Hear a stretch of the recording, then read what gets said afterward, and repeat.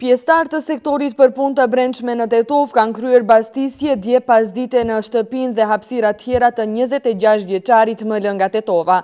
Gjatë kontrollit të realizuar me urdhër të gjykatës së Tetovës, në kasollën në rrugën Braqa Miladinovci në Tetov, të cilën një kohë të gjatë ka shfrytzuar, janë gjetur pushkë automatike me bajonet, një karikator me 14 plumba të kalibrit 7.62 mm, një qese prej plastike me 14 plumba po ashtu të kalibrit 7.62 mm, 3 karikator të zbrazët, municion për pistoleta të kalibrit të ndryshëm.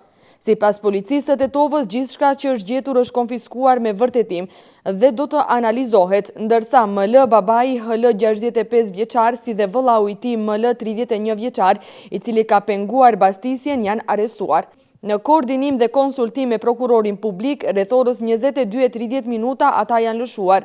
Pas zbardhjes së plotë të rastit, do të ketë padi adekuate ndaj tyre, njofton policia e Tetovës.